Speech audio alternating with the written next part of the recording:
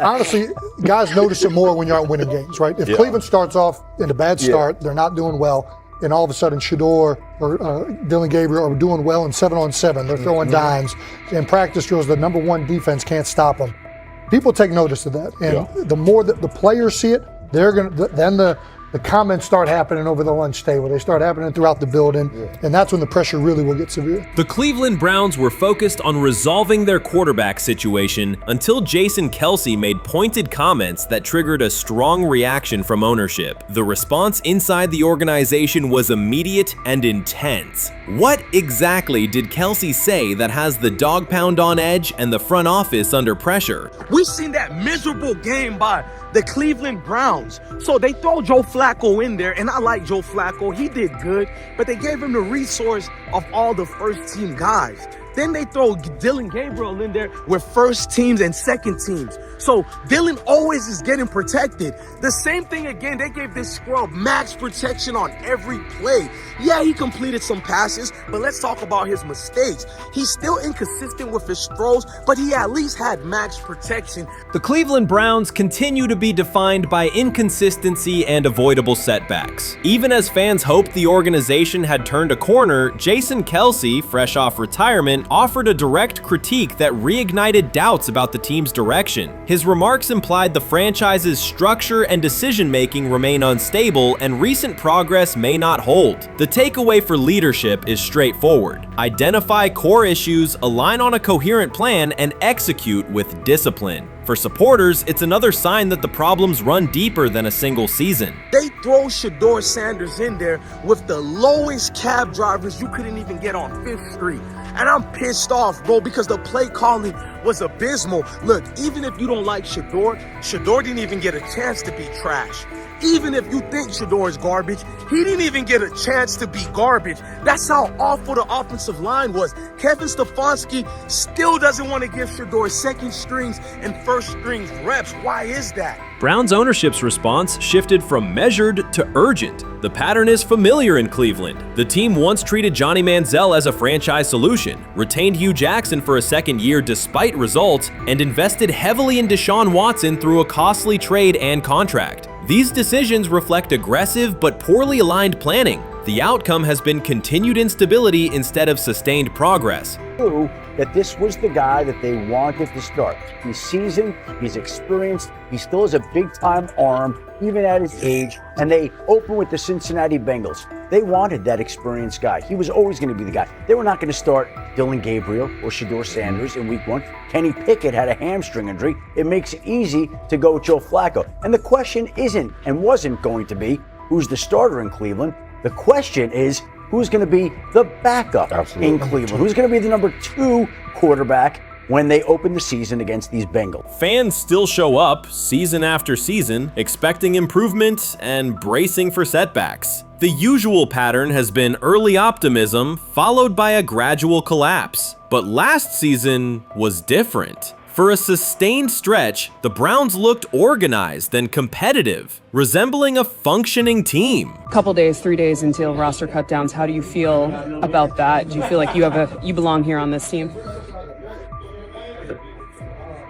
Obviously, I think overall as a player, I feel like I put in the work. I feel like everything I do, I try to do it to my best, and that's all I ask for. So I feel like everybody feels like, they should be on the team, and if you ask anybody on the team, would they feel like they belong, in their own eyes. So I feel like I do, but I'm my own player, I think about myself in a high regard. The front office entered the offseason confident. Kevin Stefanski was being praised, and the Dog Pound believed the team had made real progress. Then Jason Kelce delivered a pointed assessment that cut through the optimism. Fresh into retirement, the former Eagles All-Pro and Super Bowl champion said Cleveland still looks like a team patching over issues rather than building a durable contender. Kelce's view was direct. The Browns' structure is fragile, and the roster is too dependent on perfect health at quarterback. He argued the team is one injury away from losing continuity and sliding backward. Because Kelce has operated inside a stable, championship-level organization, his comments carried weight with players, media, and fans. The reaction was immediate. People took his critique seriously, not as outside noise, but as an informed evaluation of how a successful team should be built. Ownership also felt the impact. Jimmy Haslam's response shifted to urgency, a sign that leadership recognizes the stakes.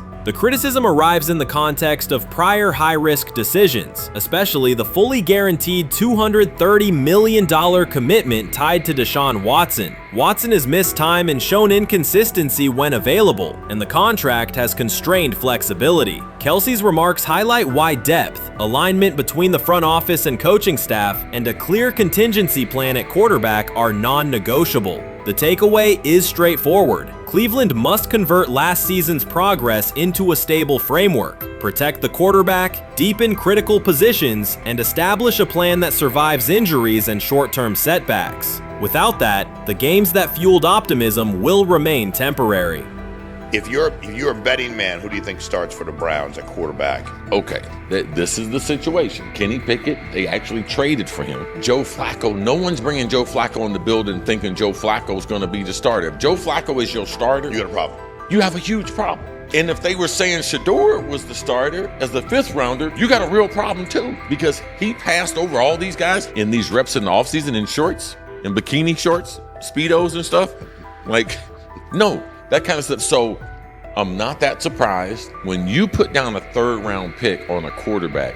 You do believe he has a certain skill set. Jason Kelce stated the obvious. Cleveland committed to a quarterback who hasn't played at an elite level in years, and Joe Flacco's playoff run didn't change the long-term outlook. Ownership appeared more upset that the criticism was public than by the substance of the critique. Many fans agreed. They've seen this pattern before. Rosters age, injuries are inevitable, and when a single contract dominates the cap, one setback at quarterback can undermine the entire season. Kelce's broader point was about structure. The Browns prioritized the high-cost, uncertain starter over depth and contingency. The late-season surge masked issues that remain: limited cap flexibility, thin depth at key positions, and an offense that lacks a credible plan B.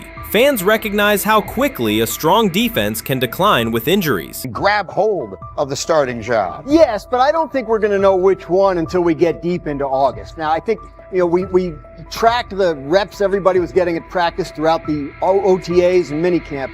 But when you talk to people there, they just want to make sure everybody got what they needed. And that, Kenny Pickett, we can find out if he has the goods to be the starter. Joe Flacco, they back him off a little bit. He's 40. He may not need as much. The rookies, Shedeur Sanders and Dylan Gabriel, what do they need to learn to make the transition from the college game to the pro game? That's what the spring was about for the Browns quarterbacks. Now, Shedeur Sanders has moved from social media celebrity to on-field standout, and ESPN now lists him among its first-team candidates. Reactions are split. Some fans are impressed while others are skeptical. Whether this reflects Deion Sanders' long-term strategy or simply Shedeur's rapid development, the story is drawing widespread attention. Here's a look at what led to this moment. They never planned on taking him. The problem is, like Ocho Cinco said, you got somebody that has endeared himself to the locker room. And guess what? The difference between him and Tim Tebow, the biggest one, is he can play. He can throw the ball. Tim Tebow running around being an H-back. He can throw the ball. And he's done everything he needs to do. He ain't saying nothing. He ain't rocking the boat. He ain't mad about the reps. He ain't mad about none of that. All the people out there want to see is this, like Tyver said earlier. We want to see what he can do with Jerry Jeudy. Online reactions are sharply divided. Some fans strongly support Sanders, while others argue he is overrated. Traditional analysts cite statistics and claim his recognition comes mainly from his father's name. Sanders supporters are actively celebrating his rise and already predicting a future NFL career. Sports media outlets have made his candidacy a central topic of debate. The discussion now extends beyond statistics and victories to include his marketability, public image, and on-field presence. sorry. Is Shedeur Sanders going to get a chance to win this job? Do you believe he gets a legit shot to win this job?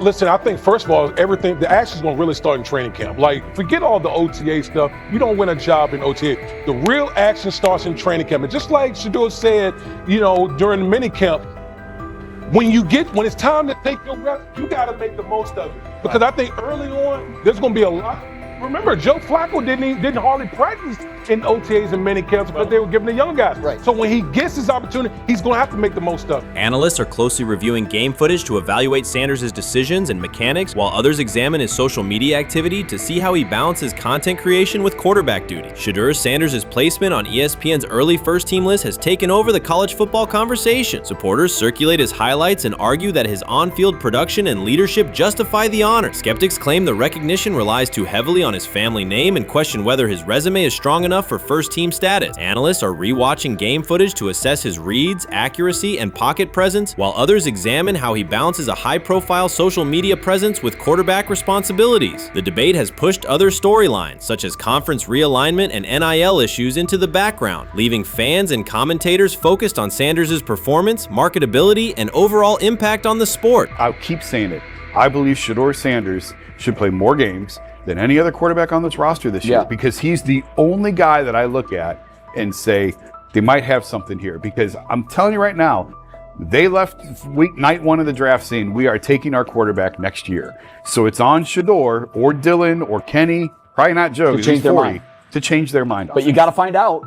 You got to find out. Opinions differ on whether Sanders is benefiting from his family name or simply showing real progress, but the attention is undeniable. Social media is flooded with edited images elevating him to legendary status. Critics argue the first-team nod is driven by hype and marketability, while supporters point to his flashes of strong arm talent, field vision, and decision-making. Regardless of motive, the announcement has dominated the football news cycle and intensified debate over how much of his rise is performance-based versus media-driven.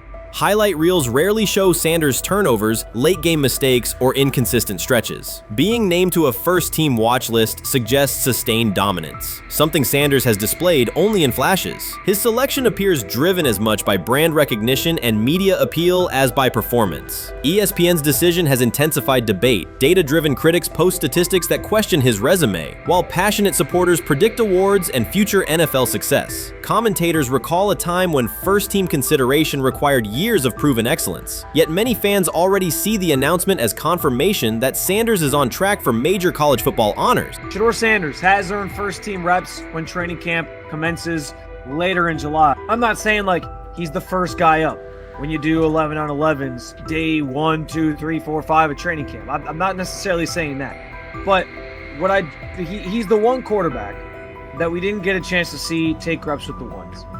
But I think Shedeur has a chance to like make this conversation interesting if he gets those reps with the ones and he has the same success that he did with the 2s, the 3s, and the 4s.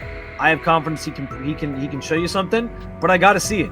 We all got to see it before we can actually judge that. Some believe Deion Sanders is already preparing for an award ceremony, while others are furious, threatening to protest ESPN's credibility over Shedeur's first-team mention. Critics argue that honoring Sanders without a full season of elite play undermines college football standards. Supporters insist his performance and profile justify the recognition. The debate reflects a broader clash between traditional merit-based evaluation and modern brand-driven visibility. In today's landscape, first-team consideration is no longer only about statistics. It also involves marketability and audience engagement. Whether welcomed or rejected, Sanders commands attention and embodies the sport's shift toward both performance and personal brand. How you feeling? I'm getting there. You see what I got on, right? That's why I was asking how you help for it. Yeah, I'm getting there.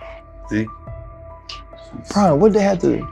I had blood clots. Okay. And they amputated, you know. But I work with it. Man. Yeah, I'm amputated. So I get that work done a couple times a day. Keep the blood circulating, blood flowing, but it's a new normal. And the best thing about here, we have a whole medical team on the second floor. Right. We have a whole medical floor, which is great. Deion Sanders is shaken, this time not by a hit on the field. In a sudden turn, Ryan Clark has uncovered a serious plot affecting Shedeur Sanders' NFL draft status, and the disclosure is reverberating across the sports community. What once looked like a simple scheduling delay may actually be a calculated effort to undermine Deion's son. The facts suggest intentional sabotage, a breach of trust, and repercussions that could be far-reaching. This is no routine football headline. It is personal, and Coach Prime did not see it coming. winning. The sports world loves to celebrate underdogs, yet it often takes even greater pleasure in tearing down rising stars. Deion Sanders is witnessing that cycle now, not from the sidelines as Coach Prime, but as a father. The lights in Boulder remain bright, the cameras keep rolling, and Sanders still wears his gold watches, sunglasses, and natural swagger. Still, behind that familiar smile is a man carrying deep pain as criticism aimed at his son mounts daily. How much of that is opening press conference saying, okay, we are family, saying that he was sent to do certain things? Do you feel like people got attached to that, or it just was the fact that prime time is at Jackson State? It's prime time. If my son plays cornerback, I want him to be around, in my opinion, the best cornerback ever to touch the field. That's right. If my son played DN, I'd have to talk to you and tell me who's coaching the DNs. That's but right. I was sending my son to play for prime. His pain does not come from critics or losses, but from watching his son, Shedeur Sanders, get pulled into a system where politics outweigh performance. By every metric, arm strength, accuracy, field vision, Shedeur belonged in the top 3 of any NFL mock draft. Defensive coordinators who tried to unsettle him know he never flinches. He owns the unteachable leadership trait that turns strong prospects into franchise cornerstones. Then the narrative shifted. Draft boards that once placed him 2nd or 3rd slid him to 5th, then 12th, and eventually out of the 1st round on some lists. Analysts grew cautious, executives became vague, the statistics stayed strong, and the game film still proved his ability, yet the buzz evaporated. The abrupt silence felt deliberate and wrong. Former NFL safety and respected analyst Ryan Clark then delivered an unfiltered disclosure, not on a scheduled TV segment, but in an unscripted comment. He stated plainly that influential figures inside the league were not overlooking Shedeur Sanders. They were actively holding him back.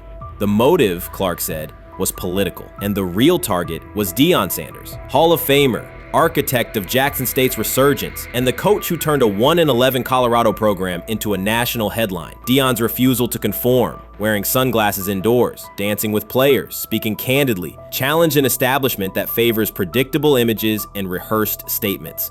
According to Clark, that resistance to tradition was not forgotten. When Shedeur displayed the same mix of talent and confidence, concern spread through front offices and media circles. Questions about leadership style and attitude surfaced. Coded language for discomfort with a quarterback who mirrors his outspoken father. Clark's point was clear. The issue is not Shedeur's performance. If he had posted identical numbers at Ohio State or Alabama, endorsements and media specials would follow. Instead, interest cooled, because the Sanders family embodies a self-made identity the league cannot easily manage. Their visible pride and independent brand challenge a system that prizes control. And that threat, not football ability, is what Clark believes is suppressing Shedeur's draft stock. Sometime last week, and then, and I just tweeted that out again this morning, and then today, the Joe Flacco one got posted. So running through this, and then of course we'll still have Dylan will be next, and then Shedeur will come last. As training camp nears, Mary Kay Cabot is providing straightforward analysis of the Cleveland Browns quarterback competition. The starter has not been named, but she has moved away from her earlier skepticism of Shedeur Sanders and now acknowledges his talent and potential. Cabot explained that if Joe Flacco is chosen to start week 1, it will mean he is the most prepared to play immediately. This approach would also give younger quarterbacks such as Kenny Pickett time to adjust, refine their skills, and maximize their potential while Flacco handles the early workload. She added that a Flacco start would not prevent Sanders from earning the position later in the season. The depth chart remains flexible, and Sanders' continued development could put him in line for an opportunity as circumstances evolve. Cabot also noted that Pickett could win the job for week 1, but he must demonstrate he can integrate smoothly with the offense and perform reliably under pressure. The Browns want a leader who can control the huddle, execute plays efficiently, and maintain composure. Pickett's performances in upcoming practices and preseason games will be critical in determining whether he secures the starting role or Sanders ultimately takes the reins as the season progresses. Things like that. It doesn't mean that that Kenny can't swoop in there and steal that job by them, but he's really going to have to show that he has a complete mastery of this scheme and this system, and that they don't have to dial it back a lot to put him in there. So these will be some considerations, and I do think that that as the preseason goes along, it will become evident.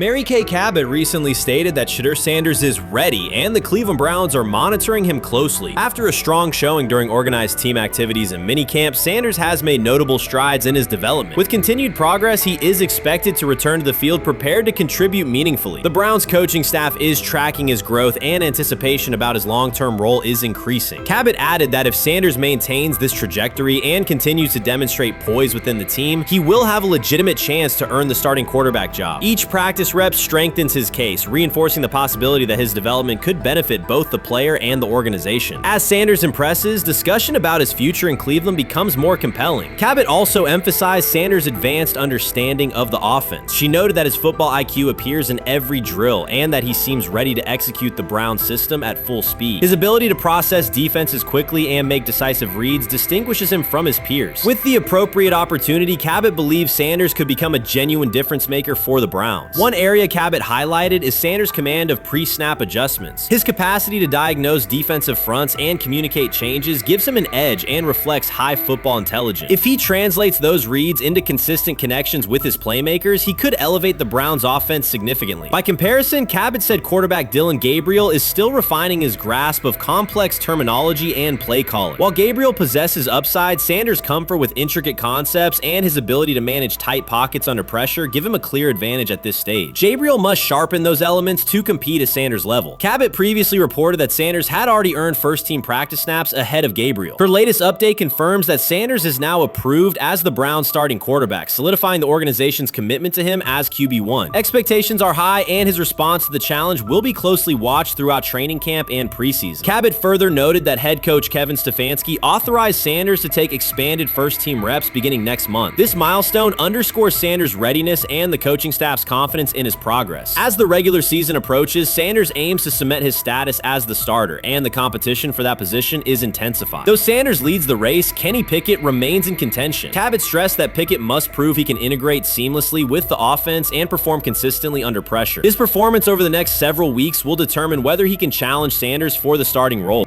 With both quarterbacks vying for the top spot, the Browns' Week 1 starter will be one of the most scrutinized decisions of the upcoming season. For now, Cabot's reporting underscores Sanders' rapid ascent, strong football intellect, and growing command of the offense, qualities that position him well to lead Cleveland's offense when the opportunity arrives. So before your final year at Miami, there's a lot of conversations revolved around Shedeur Sanders. Obviously, I'm assuming you guys have a great relationship. Some of the clips you've seen and stuff like that. What is it like for you to have like this rivalry with Shedeur? I don't have a rivalry with him. That's my boy. So at the end of the day, this whole process, we thought me and him were going to be 1 and 2 the whole time. Whether he's 1, I'm 2, whether I'm 1, he's 2. And so that's just always been, our mindset. It didn't go that way. I thought he was one of the better quarterbacks in the draft as well, even throughout college. A lot of stuff out there on him ain't really, the truth, just because they spin it different ways. Like they spin stuff about me different ways. But I mean, when he gets his chance, become a starter, I know he's gonna make the most of it. And I'm ready to get back to work with him, after the season, talk some more stuff to him. Cam Ward directly challenged the uneven standards applied to Shedeur Sanders, calling them inconsistent and unfair. By insisting that performance, not politics, guide evaluation, he shifted the discussion from one player to a league-wide problem. Sanders' treatment now serves as a test of how the NFL supports and evaluates emerging quarterbacks. I feel a special relationship with him, especially me. First getting to know him 5 years ago when I started working with him. But it did surprise me because he's a good quarterback. It doesn't get a lot of credit that he deserves. Especially the plays that he made in Colorado. A lot of quarterbacks in the country are making those plays. And so when he gets this opportunity, I'm pretty sure having soon today that he'll make sure he'll make plays on the field. Cam Ward's public challenge to the treatment of Shedeur Sanders brought the issue into clear view. For months, discussion around Sanders has centered on his profile, major compensation, a prominent Nike deal, and the expectation to stabilize a struggling franchise. Rather than a standard evaluation of a top prospect, he has faced sustained skepticism from analysts, fans, and league voices. Ward's comments underscored that the standards being applied to Sanders diverge from those used with other rookies. By stating it directly, he did more than support another quarterback. He identified a broader problem in how the league responds to young players with significant visibility. The takeaway is direct. Assessments should reflect on-field performance and development, not external narratives. A generational talent. I'm a proven, right? gonna prove him right. Don't worry. Oh my gosh. An article came out today. I'm generational. So I guess it's article versus article. I like that you think that, man. But we all know the truth. What? Trav gonna be first? You generational, I'm legendary. That's cool. We can be legendary. Legendary get their ass. We'll start doing it like 5 minutes. Shedeur Sanders entered the league with more than a playbook. He brought a public brand, a family legacy, and expectations unusual for a first-year quarterback. Before his first regular season throw, he was already positioned at the center of attention. Rather than assess him on that reality and his on-field ability, many voices reduced him to marketing, treating visibility as proof of hype instead of performance. Cam Ward pushed back on that framing. His point was simple: judge Sanders by the same criteria applied to other rookies. With Sanders' resume, production, leadership, and composure, most first-year quarterbacks would be discussed as long-term cornerstones. The evaluation should be consistent, focused on development and results, not perception. Look at the process with Shedeur, who I know is a buddy of yours, and how do you think both of you guys will end up doing in the league? I think we'll both end up being one of the best quarterbacks in the league. I just think the work that me and him are willing to put in, the relationship we have to constantly compete each and every day, to better our craft, for ourselves. I just think it's gonna end up paying off for us in the long run. You guys kid each other about who's going first and how much that matters to you? Yeah, we play around, we joke around with it. It really don't mean nothing. The draft pick will never mean anything. At the end of the day, you got to show whether you can prove each and every Sunday. You can't just do it 1 year. Disrespect shows up in two patterns. First, Shedeur Sanders is repeatedly framed through his father, Deion Sanders, as if lineage erases his own work. Discussion drifts to pedigree instead of what the film shows. Second, his visibility is treated with suspicion. His audience reach, partnerships, and ability to lift ratings are labeled hype rather than recognized as value. Instead of acknowledging that he drives demand and expands the stage for his team, critics call it an unfair edge. The result is a skewed evaluation. Star power is held against him while on-field production gets pushed aside. The standard should be consistent. Assess the tape and the development, not the last name or the attention it brings. Well, Ward were microfact. Cam Ward's remarks went beyond defending Shedeur Sanders. They confronted how the league manages star power. The reality is simple. The NFL markets visibility, but resists it when a player doesn't follow the expected script. Rookies are supposed to be quiet, deferential, and grateful for limited leverage. Sanders arrived with leverage, brand reach, major endorsements, and confidence. And that presence was recast as entitlement. Instead of treating those factors as earned advantages, much of the commentary used them to diminish him. Ward called out that contradiction. The same influence the league sells to audiences is criticized when a young player exercises it. His point is a standards problem, not a personality dispute. Evaluate Sanders on his preparation, leadership, and results. Don't penalize him for having a platform or for using the leverage that the modern NFL itself helps create. Now it sounds like the Cleveland Browns are going to all but imprison Shedeur Sanders in the football sense of a very talented rookie quarterback who obviously needs reps, needs an opportunity, and who now, barring some miraculous luck, will not get the opportunity to play in a single real game. I'm sure many around the NFL are celebrating as we speak. They are chuckling about this. Many in the NFL wanted to teach Shedeur and his daddy. Cleveland became the center of the conversation. With Shedeur Sanders attached to a major Nike partnership, the expectation was straightforward. He should be given real game reps. The Browns instead leaned on Joe Flacco as the default choice, treating stability as the safer path while sidelining a quarterback with clear cultural and commercial pull. Each week Sanders didn't see the field, scrutiny grew. Commentary questioned the value of his contract environment and relevance, and fan debate shifted from development to doubt. That wasn't measured evaluation. It was a delay framed as prudence that eroded confidence in the process. Cam Ward reset the terms of the debate. He pointed to an uneven standard. When veterans or other young players secure significant endorsements, it's considered smart business. When Sanders does it at scale, it's recast as ego or hype. Even the scope of his off-field agreements became ammunition against him rather than evidence of market demand. Ward's position is simple. Use one standard. Assess Sanders on preparation, decision-making, and progression, not on discomfort with his platform. Treat visibility as an asset, not a disqualifier. The issue isn't attitude or branding, it's the consistency of the evaluation. Ward called it directly. The treatment has been unequal, and it should be corrected by aligning opportunity with performance criteria. Fans need to recognize there's not a team in the league he'd start for. Not one. That's not ridiculous. That's not unfair. That's not a vast conspiracy. Shedeur Sander fans are Angel Reese fans. They're just fair weather fans who don't really give a fuck about the sport. Most of them are just Dion fucking groupies that followed him when he went to fucking Colorado, just like Angel Reese's fans had never watched basketball prior to her playing at LSU, and they followed her to the WNBA and don't know shit about the sport.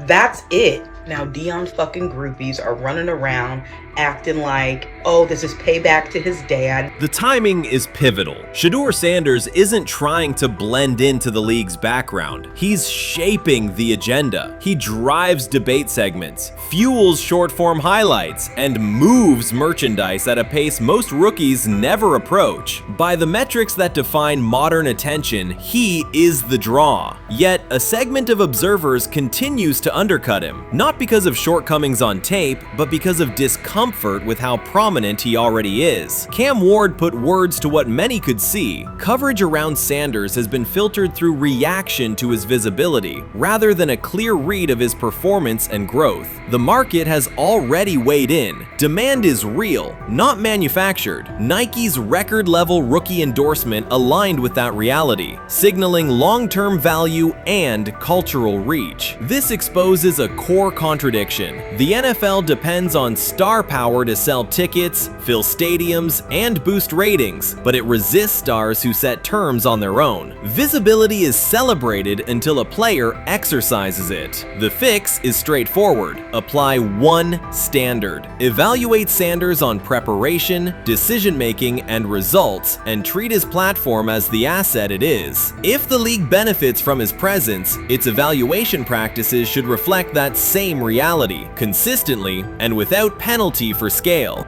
Shedeur Sanders does not depend on league promotion. He established his platform before the NFL and continues to expand it on his own terms. That autonomy challenges the status quo. Cam Ward's support was more than a defense of a teammate. It was a warning that if the league holds to outdated expectations, it risks falling behind the very players who drive audience attention and revenue. Claims that Sanders lacks real popularity ignore measurable facts. A large, active following, consistent merchandise demand, and sustained coverage across major outlets. Doubts about his standing as a quarterback overlook his college production and growth indicators. The pattern is familiar. Efforts to minimize him increase his reach. Each skeptical headline widens the spotlight, and each dismissive take creates more engagement. You cannot reduce a player built for visibility by arguing he should be less visible. The practical outcome is the opposite. Scrutiny becomes signal. Sanders is not merely enduring criticism, he is turning it into momentum, converting attention into leverage on and off the field. That's exactly what he says. I'm told the footage of Shedeur Sanders meeting with the Giants is so bad that both the Browns and the Sanders family have threatened legal action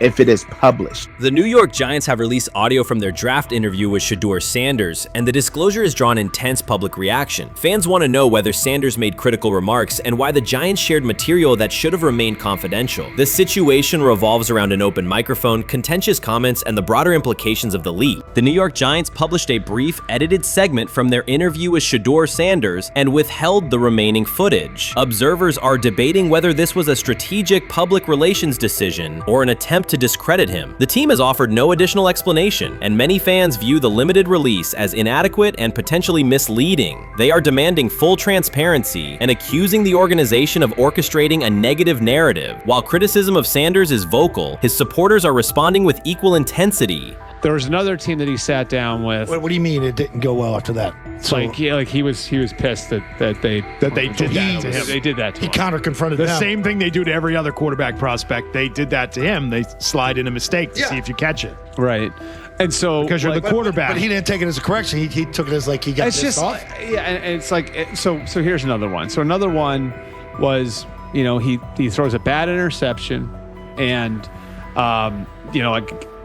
it was a deep throw early in the game, and he comes back and they go in the meeting, they show the interception. The Giants have released only a brief excerpt of the interview and are refusing to share the rest. Their decision has drawn criticism across TikTok, X, and Facebook, where many see it as a poorly handled public relations move. Fans are calling for the full recording to be published so the situation can be judged in its entirety. The GM is on film that the son, they asked the son last draft, yo, who you think I should pick? His son like, yo, you need to get the Jaden Daniels, big.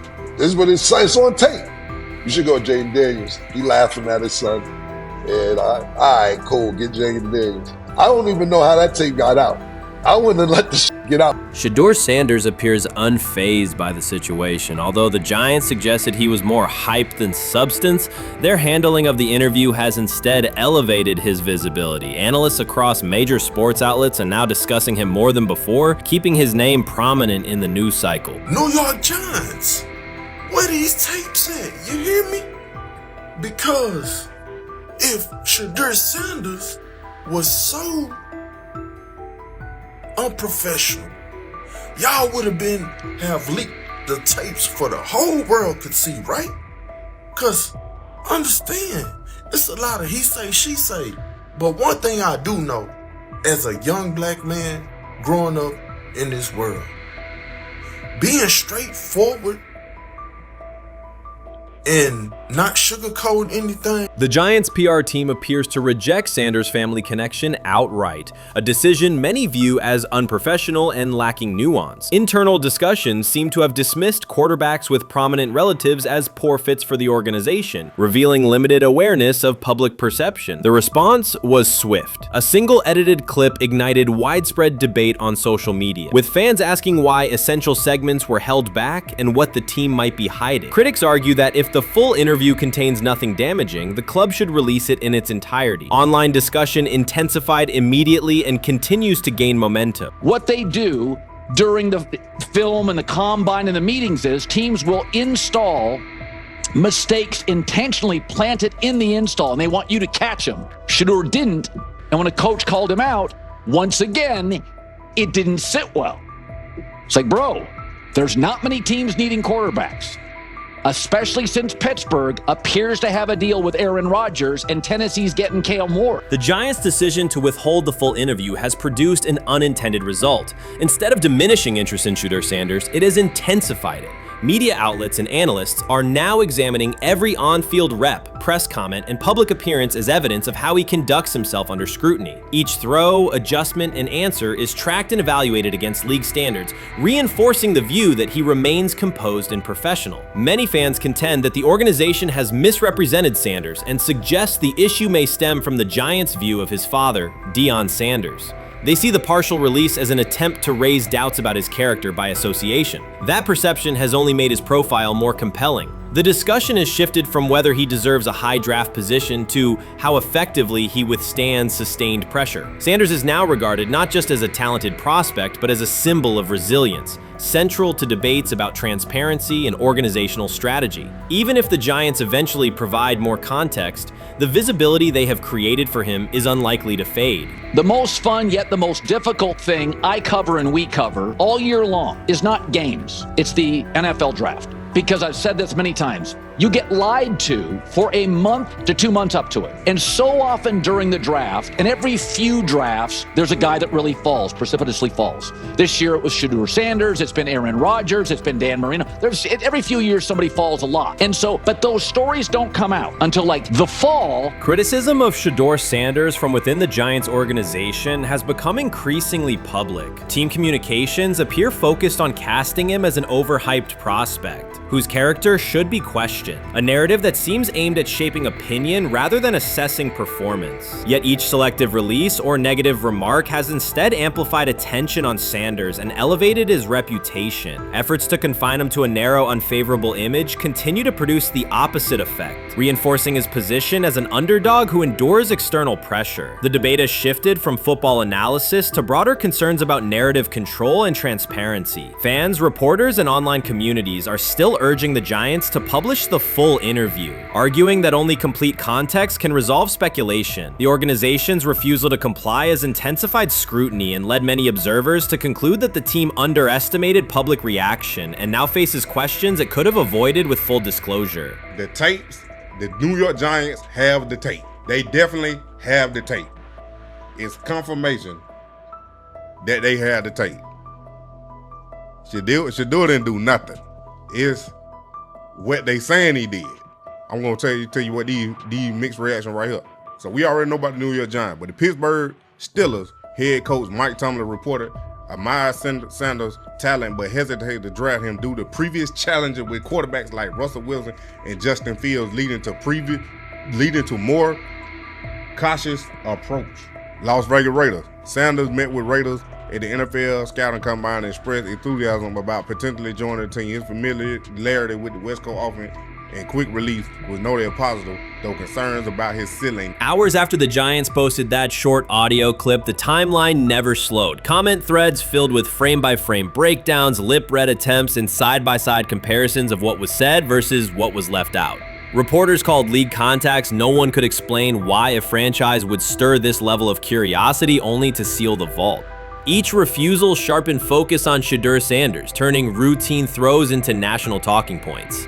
Analysts kept circling back to the same note. His cadence at the line looks unchanged, steady against the noise. Hashtags demanding the full interview, trend drop, and trend again. Podcast hosts bump scheduled segments to lead with the leak. Rival teams get asked how they would handle a similar situation, then quietly check their own archives. Inside Giants headquarters, the plan to shape the story looks less like strategy and more like a slow burn spotlight they can't switch off. And now every preseason snap, every media availability, every stray sideline camera angle gets fed into a loop that asks, what are they still hiding? The file remains locked. Curiosity keeps compounding. Until someone presses upload or steps to a podium and explains the redactions, the subject drifts away from depth charts and play design, fixing instead on secrecy, control, and the risk of underestimating how fast attention turns pressure into permanence. Momentum isn't fading, it keeps recalibrating, louder, impossible to mute. They have never loathed college football itself. They have resisted the people determined to reshape it. When Deion Sanders, black, direct, unapologetic, walks into a room of power brokers and speaks with authority instead of deference, critics recoil. During his playing days, they complained about celebrations and gold chains. Now that he is a head coach, mentor, and father, they label him something more polite, but just as dismissive, a problem. At Big 12 Media Days, Sanders addressed the accelerating chaos of the name, image, likeness market. He said college football needs a salary cap, not to hobble players, but to impose order on a system that showers unproven freshmen with seven-figure promises while the rest of a roster hunts for scraps. He called the situation unsustainable. Within hours, ESPN commentator Paul Feinbaum branded him a hypocrite, arguing that Sanders profited from NIL at Jackson State and now wants rules only because his most marketable athletes have moved on. The accusation spread quickly because it fit a comfortable storyline. Outspoken black coach gains from change, then protests when the advantage disappears. That framing ignores context. Sanders never criticized players earning money. At Jackson State, he urged corporate sponsors to partner with athletes who had been invisible to major brands for decades. What he wants now is stability, standardized guidelines, basic financial literacy, and roster balance that prevents locker rooms from fracturing over uneven payouts. When other coaches, Nick Saban, Dabo Swinney, Lane Kiffin, voiced similar concerns, they were praised for foresight. When Sanders spoke,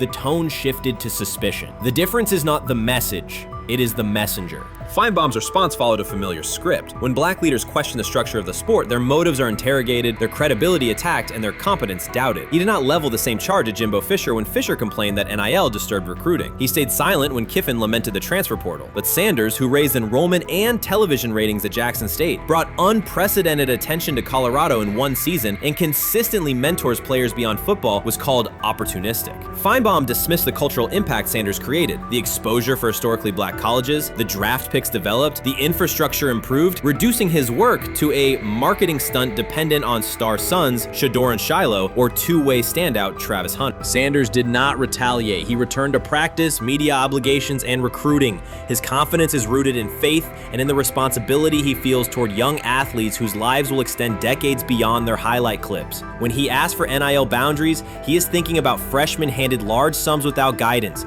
families unprepared for sudden wealth, and programs that abandon kids once production stalls. He has watched that cycle from the inside. He wants protections, not restrictions. Critics predicted Colorado would fade once Shedeur and Hunter leave. Instead, Sanders signed blue-chip quarterback G.J. Lewis and a wave of transfers eager to join a program that values personal growth as much as on-field wins. Recruits see a coach who challenges the status quo, who places black culture at the program's center without apology, and who will remain visible when social media buzz cools. They recognize that Sanders does not chase attention. Attention follows his results. Media outlets reduced the upcoming Buffaloes season to a win total prop. 6 victories, give or take. Sanders is playing a longer game. He wants to show young athletes, especially black athletes, that they can lead authentically, speak with conviction, and refuse to shrink for access. Success measured only by the scoreboard misses the point. If Sanders builds men who graduate with financial literacy, self-confidence, and community awareness, he will consider the mission successful, even if Colorado finishes with 5 wins instead of 10.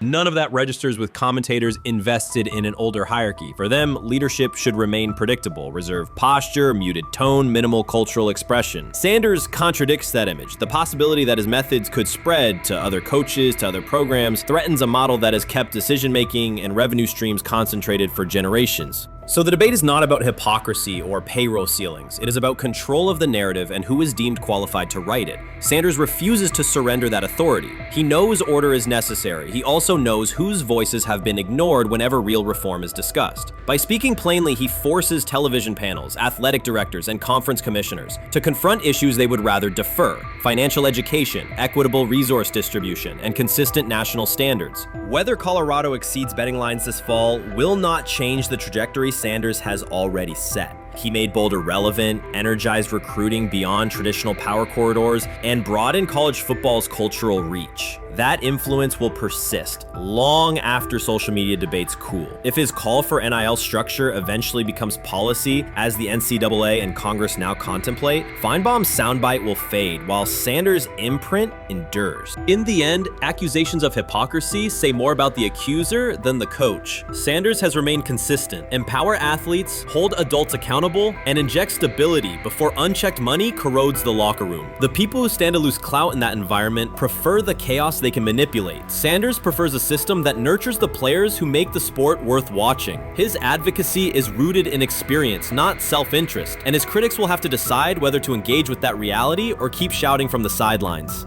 Shedeur Sanders did not treat day 4 of Brown's training camp as anything other than work. He completed 8 of 11 passes with 3 touchdowns, operating with control and accuracy throughout the red zone periods. The throws were varied: a well-placed ball to rookie Luke Floria that led him across the goal line in stride, a firm throw to Cade McDonald over middle after a quick read, and a tight window completion to Deontay Johnson at the back of the end zone with 2 defenders closing. The sequence showed timing, poise, and placement under pressure. While national attention centered on Joe Flacco's underneath completions and Kenny Pickett's option and rollout periods, Sanders produced scoring plays on schedule. The performance was not the product of broken coverages or end-of-period reps. It came within structured work, with defenders in position and the offense executing standard progressions. The accuracy rate, 8 completions on 11 attempts, reflected consistent mechanics and decisions. The operation was steady from huddle to snap to finish. Despite that session, the distribution of first-team snaps did not change. Camp logs indicated that Pickett and Dylan Gabriel continued rotating with the starters, while Sanders remained primarily with the second unit. With the first preseason game approaching, that choice drew more attention from observers, who expected productive days to be followed by expanded opportunities. The question surfaced again: what additional evidence is required to evaluate Sanders with the top group?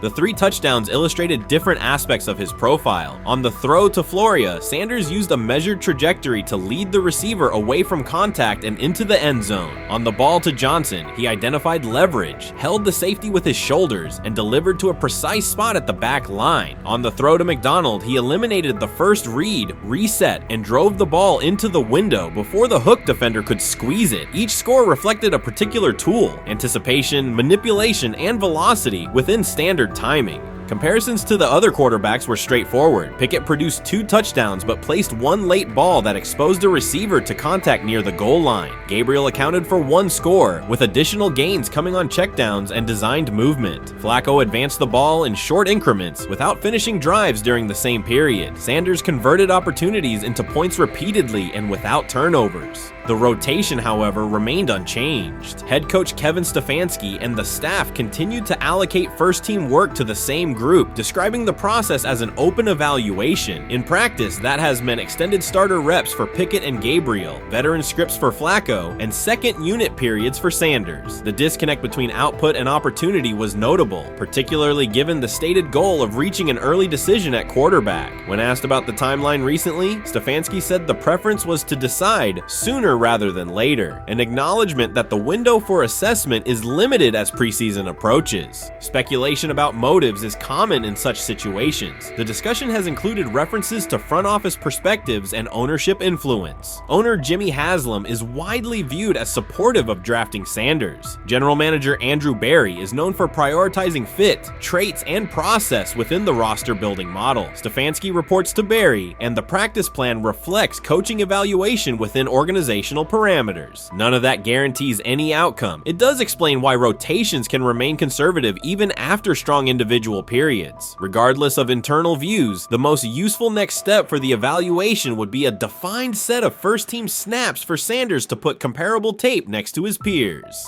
There was also outside attention on several practice segments from earlier in camp that showed Sanders throwing during lulls to non-receiver personnel, ball attendants, staffers, and assistants, while other quarterbacks were in script with full units. Those clips circulated widely and were interpreted by some as dismissive. Sanders addressed questions about it by narrowing the focus to preparation, explaining that his responsibility is to be ready for the work assigned and that he has adjusted at every level of competition, from HBCU ball to the Power 5 and now the NFL. The response matched his general approach: acknowledge the situation, maintain routine, and continue to execute when the next period begins. The broader draft day and narrative context remains part of the conversation. Sanders' college resume included efficient production and high completion rates across 2 programs, culminating in national recognition such as the Johnny Unitas Golden Arm Award. His selection in the 5th round was driven by varying evaluations of projection, scheme fit, and development timelines. The result is the current environment. He must present his case within limited windows, then wait for access to the next rung of competition. That does not make the process unfair, it makes it exacting. The best answer, for him and for the staff, is additional, comparable reps and clear tape. Fan reaction after day 4 was direct. Social accounts and comment threads filled with assessments that centered on performance rather than reputation. Sanders produced 3 touchdowns, avoided negative plays, and showed command in the red zone. Supporters pointed to that tape and asked for opportunities with the starters to verify whether the same rhythm carries over with the top receivers and linemen. The message was not about headlines. It was about the logic of evaluation in a compressed calendar. From an operational standpoint, Sanders' day reflected consistent fundamentals. His base was disciplined, his eyes matched his feet, and his timing aligned with route depths. On the Johnson score, he used a subtle shoulder turn to hold the safety before resetting and throwing to the back line. On the McDonald throw, the ball was out on the second hitch, arriving before the defenders could converge. On the Floria play, the arc and placement minimized the hit risk and maximized the run-through. Those are portable traits. They translate across units if the timing with receivers is established through reps. The staff's balancing act is real. They must prepare the presumed week 1 starter with sufficient continuity while also giving developmental players enough exposure to judge ceiling and floor. That tension is present in every camp. The cleanest path through it is to carve out defined first-team sequences for each competitor and evaluate the tape against comparable defenses and situations: high red zone, low red zone, 3rd and medium, and 2-minute. Sanders' performance on day 4 strengthened the case for such an allocation. Context matters off the field as well. Earlier in the offseason, 2 speeding citations, 91 miles per hour in Brunswick and 101 miles per hour in Strongsville, prompted public comment from Berry, who emphasized standards and safety. Sanders accepted responsibility, stated that he learned from the incidents and moved on. In camp, he has kept the focus on football tasks, install retention, cadence management, protection IDs, and post-practice review. He has also continued to build rapport across position groups, including veteran receivers and defensive defensive backs so that timing and expectations are clear when reps arrive. None of this diminishes the experience of the veterans in the room. Flacco has decades of film, Pickett has multiple seasons of NFL starts, and Gabriel brings mobility and a defined collegiate profile. It does, however, underscore the purpose of camp, to align decisions with current performance. Sanders produced the most efficient scoring period of the day. The next logical step is to see that operation with the starting unit, document the results, and compare them to the other candidates under the same conditions. The preseason opener will compress timelines further. Install packages expand, and coaches begin to narrow personnel groupings. If the objective is to identify the quarterback who can operate the offense most cleanly on Sundays, then structured exposure now will give the staff better information later. A small but deliberate set of first-team snaps for Sanders, scripted early downs, a third down sequence, and a red zone series would provide data without disrupting broader preparation. Until that occurs, Sanders can only continue to control process and execution. Day 4 showed what that looks like when opportunities align. Efficient reads, disciplined mechanics, and finishes in the end zone. He did not seek attention for the sequence. He put it on tape. If the evaluation remains consistent with the stated competition, comparable snaps should follow. If they do, the staff will have a clear, side-by-side measure. If they do not, the question from observers will remain the same. What more needs to be seen to justify the look? For now, the record from day 4 is clear. 8 completions on 11 attempts, 3 touchdowns, no turnovers, red zone precision, consistent control at the line and in the pocket. Those are tangible outputs. They merit a defined opportunity with the starters as the team moves toward preseason and the decision that follows. Whether or not that opportunity arrives immediately, Sanders has shown the preparation and execution necessary to be evaluated on equal footing. The next step is a matter of allocation, not speculation.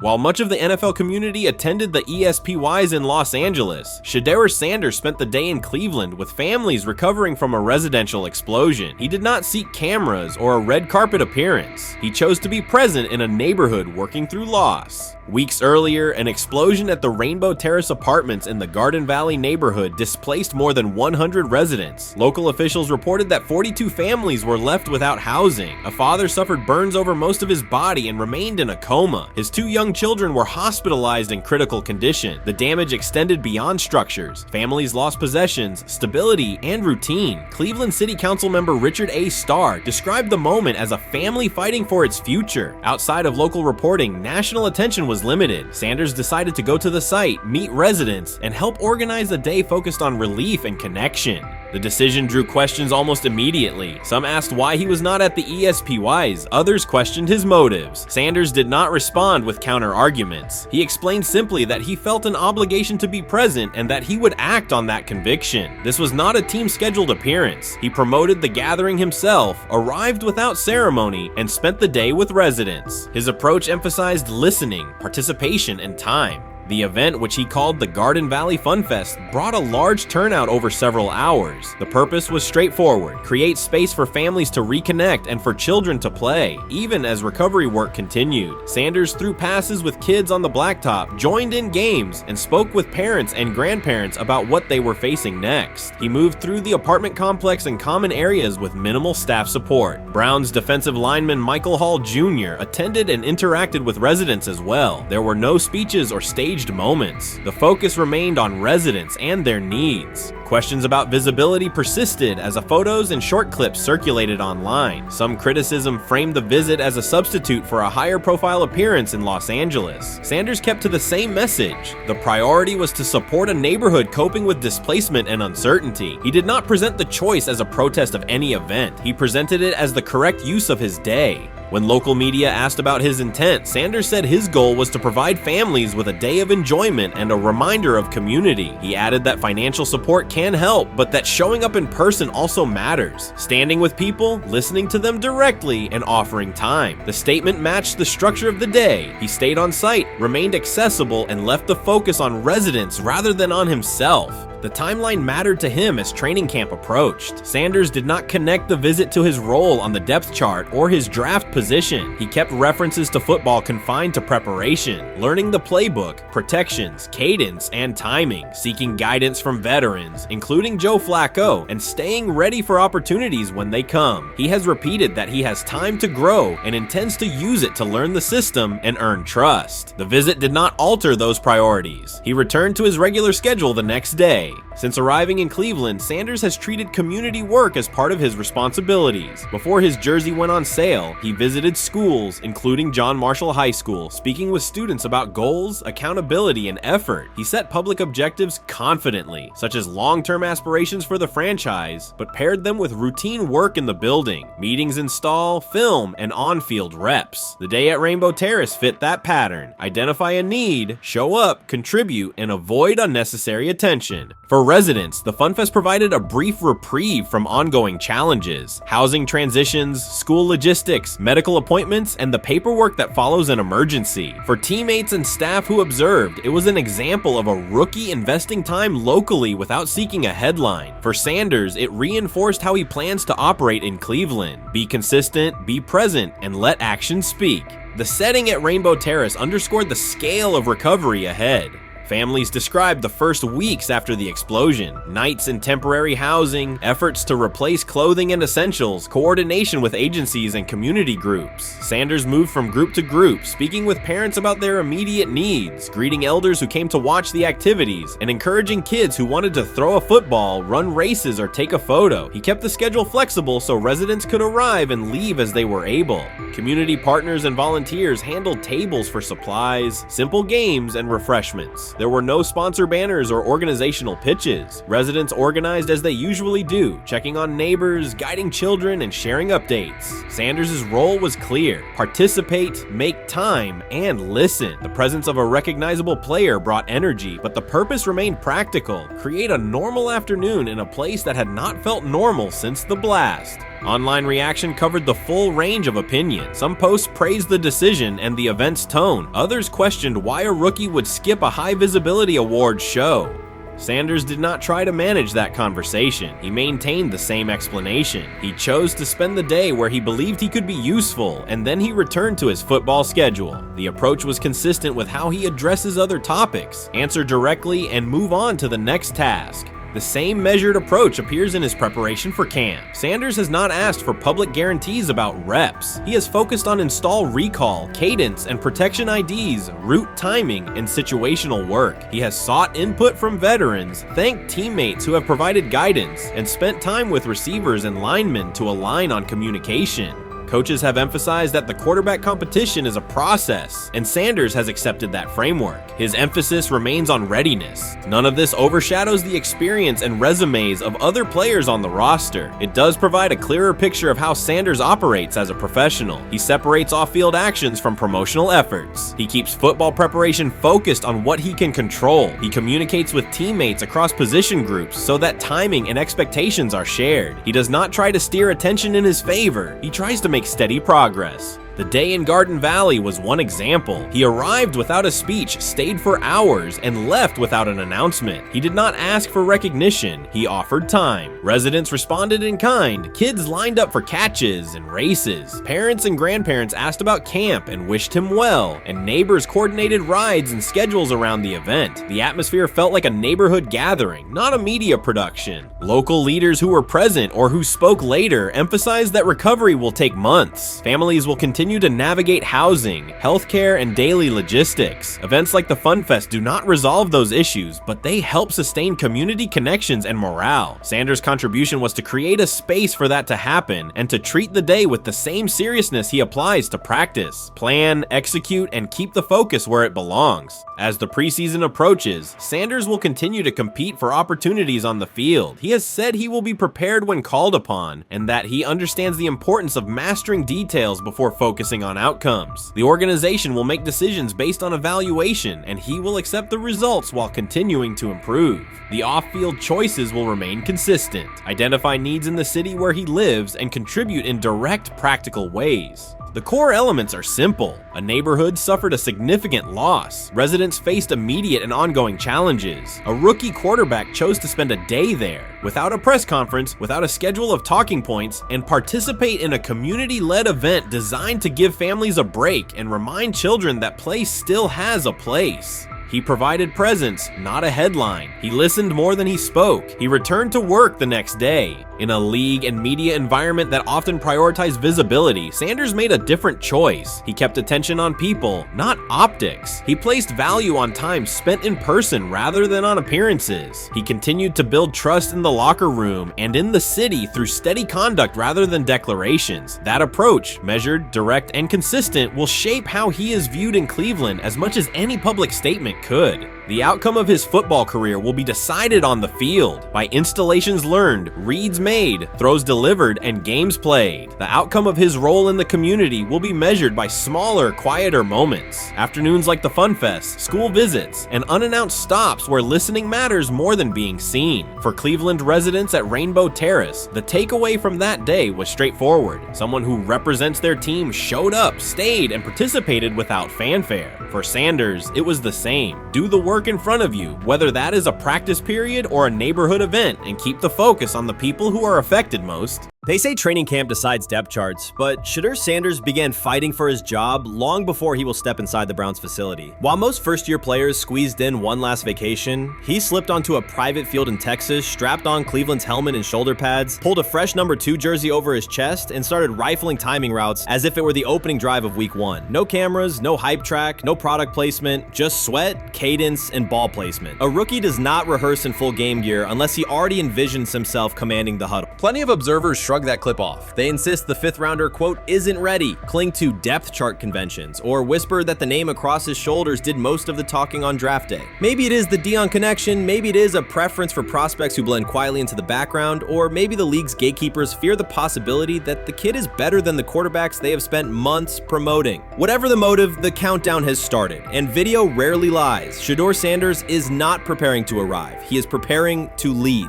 Footage of a 22-year-old quarterback running live reps in July should dominate highlight loops, but it barely registers on national outlets. Why? It ruins the tidy narrative. The easy storyline paints Shedeur as a pampered legacy prospect banking on his father's fame. Yet the tape shows something different. A rookie drenched in afternoon heat, drilling footwork, calling protections, and imagining cover 2 rotation before the first official meeting ever takes place. Elite mental prep looks boring on social feeds. It looks devastating when the season starts. Walk into Cleveland's quarterback room and you step into politics, not simply competition. Joe Flacco, a Super Bowl MVP in decline, carries institutional trust. Kenny Pickett, rescued from Pittsburgh's reset, carries hometown intrigue. Dylan Gabriel, the 3rd-round system fit, carries draft capital the staff must justify. And then there's Shedeur, the lightning rod whose presence alone spotlights every bias in the evaluation process. Coaches frame it neatly. Rookies must wait their turn. The truth is less polite. Practice snaps are currency. Perception is elastic, and early allocations already favor Pickett and Flacco. It is the oldest playbook in the league. Lock vets into the headline roles before pads even crack. Then let repetition shape reality. Sanders refuses to cooperate. He is not a 4th-string camp arm. He has engineered game-winning drives under national scrutiny, operated against live blitz looks most prospects never face, and more than any quarterback in the room, documented his own off-season obsession. No social media rollout, no brand consultant, just pads, cleats, and an unlit practice field. If his last name were Smith, pundits would label him the sleeper of camp. Instead, politics trails every throw. Training camp rotations expose organizational intent. Beat writer Fred Greetham already reports that Pickett and Flacco will open with first-team reps when veterans report July 23rd. Gabriel grabs the developmental snaps, leaving Sanders the leftovers. That isn't performance-based, it's narrative-safe. Gabriel doesn't threaten hierarchy, Sanders bends gravity. Watch the details. Does Shedeur steal 11-on-11 snaps with the 2s? Does he run red zone installs or 2-minute drills? If he does, coaches are admitting he is forcing his way in. If he doesn't, they are postponing the inevitable. Either way, the private field reps have sharpened his timing and condensed his release. He is not hoping for an opportunity, he is prepared to seize one the instant it appears. Cleveland's joint practices amplify that tension. First come live periods against the Panthers, then sessions with the champion Eagles. Those reps belong to the starters, so Flacco and Pickett will absorb most of Carolina's disguised pressure and Philadelphia's exotic fronts. Sanders' proving ground will be the preseason opener on August 8th. Under the stadium lights, he will get entire series, real reads, pockets collapsing for real. If his command mirrors the footage from Texas, coaches will have to answer why he never saw earlier work. Reps are scarce. 10 padded practices separate veteran arrival from game 1. Even an even split, something that never happens, would hardly suffice. Instead, the staff will funnel snaps toward the comfortable choices. That strategy can bury a rookie, but it can also spark an eruption when limited opportunities turn into highlight drives. One flawless touchdown march in the second half of a preseason game, and the dog pound will chant his name. Then the staff's narrative control evaporates. Criticism of Sanders has never matched the scrutiny applied to his peers. Analysts nitpick a ball pat, a foot angle, a pump fake, Pickett's inconsistency, Flacco's diminishing velocity, Gabriel's college system crutches. Discuss politely, if at all. With Shedeur, the critiques arrive as coded doubts. Does he rely on the family brand? Is he coachable? Can he stay humble? That double standard is as old as the league's resistance to outspoken black quarterbacks. Add Deion's unapologetic persona, and each Sanders rep becomes a referendum on establishment comfort levels. Shedeur answers not with rebuttals, but with work. Work captured in silent footage more deafening than any debate show monologue. Quarterback drama masks broader roster cracks. The Browns receiver group is crowded yet unproven. The safety room failed to create turnovers a year ago. Interior defensive linemen are still rehabbing, and the offensive line must retool on the fly. Which quarterback can navigate that turbulence? Flacco's pocket mobility is limited. Pickett's confidence remains fragile. Gabriel is months away from processing NFL disguises. Sanders, forged by perpetual doubt, offers poise under chaos and meticulous preparation, a combination this franchise has lacked since, well, almost forever. Forget politics, depth chart etiquette, and recycled sound bites about developmental timelines. The only metric that counts now is who did the work. Sanders pounding through full gear scripts in late June is not vanity, it's vision. While the league sleeps, he refines his drop steps. While media speculate, he rehearses third down checks. He has already decided what he is. The organization must decide if it can recognize it in time. The preseason will provide the answer. Live bullets, real blitzes, stadium noise. When those throws leave his hand under pressure, no one will discuss ball pats or surnames. They will ask how a quarterback this prepared slipped to round 5. And if the performance matches the preparation, excuses about lack of reps will dissolve. It will be production against perception, and Shedeur Sanders has been producing where no one could see. Ready is the wrong word. He has been ready. Chris Carter's televised assessment of Shedeur Sanders triggered immediate pushback from Cleveland fans, local media, and even several Browns veterans. Carter dismissed Sanders, a 5th-round pick, as unprepared to start and framed the growing interest around him as purely a byproduct of surname recognition. Since that segment aired, practice reports have told a very different story. Observers inside the Browns facility describe a rookie quarterback who is closing the gap on Kenny Pickett and Dillon Gabriel with surprising speed. Sanders first turned heads in rookie minicamp by directing the huddle with a calm that belied his inexperience. Position coaches reported that he rarely repeated mental errors during installation periods, a trait they rank highly when grading young quarterbacks. In organized team activities, he showed consistent timing on intermediate routes, kept turnover numbers low in 7-on-7 periods, and demonstrated early command of Kevin Stefanski's protection calls. That steady execution earned him a handful of first-team snaps, reps that would ordinarily have belonged to Pickett by default.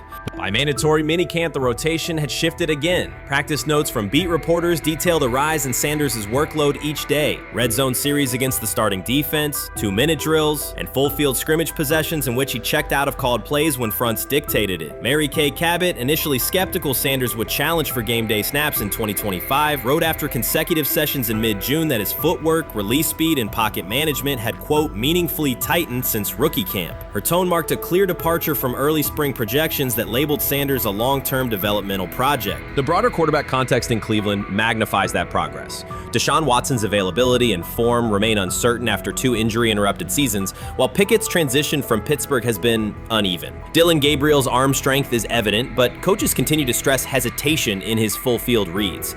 Against that backdrop, Sanders' quick decision-making and mechanical efficiency have begun to look less like a pleasant surprise and more like the roster's most reliable short-term plan. Inside the locker room, acceptance has followed performance. Wide receivers cite Sanders' ball placement on outbreaking routes, noting that the ball routinely arrives on the upfield shoulder, a small but essential detail that allows for yards after the catch. Offensive linemen appreciate his pocket awareness. Joel Bitonio remarked privately that Sanders slides up instead of bailing when edge pressure flashes. Defensive backs say his eye discipline forces them to hold coverage longer than they expected against a rookie. Such cross-positional respect develops only when day-to-day tape shows tangible improvement. The reaction to Carter's critique highlights a recurring double standard applied to young black quarterbacks. Traits celebrated as swagger or confidence in other players were labeled arrogance when associated with Sanders, yet the quarterback himself has not responded publicly. There have been no subtle social media jabs, no mention of critics and interviews, only repeated references to competing for every rep and learning from veterans. That measured approach, combined with hard evidence from practice, has softened earlier doubts among coaches who prioritize demeanor as much as arm talent.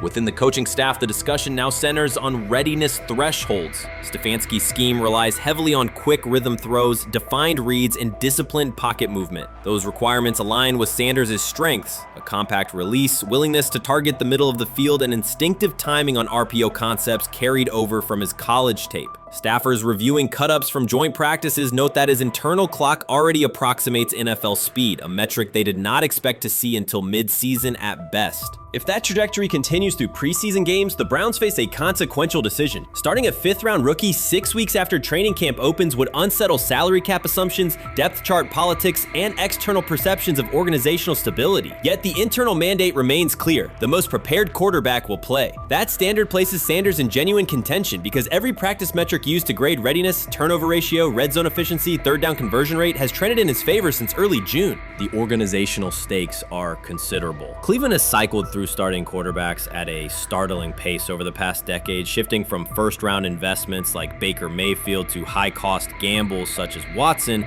each move packaged as the long-awaited solution. A rookie chosen outside the first 100 picks ascending to the top of the depth chart would challenge long-held league assumptions about draft pedigree and opportunity. It would also validate the evaluation philosophy that prioritized Sanders' intangibles: processing speed, leadership presence, over conventional arm strength thresholds that pushed him down the draft board. Carter's televised remarks now sit awkwardly alongside daily updates from Berea. His critique relied on pre-draft labels and the presumption that a late-round passer with a famous father would need a redshirt year. Practice film contradicts that stance. Sanders checks protections at the line, manipulates safeties with shoulder fakes, and has reduced turnover-worthy throws and full-speed sessions to single digits. Statistics normally cited for veteran backups, not rookies. The longer that evidence accumulates, the more Carter's comments appear rooted in legacy bias rather than objective performance review. None of this guarantees Sanders will open the season under center. Preseason defenses test quarterbacks in ways practice cannot.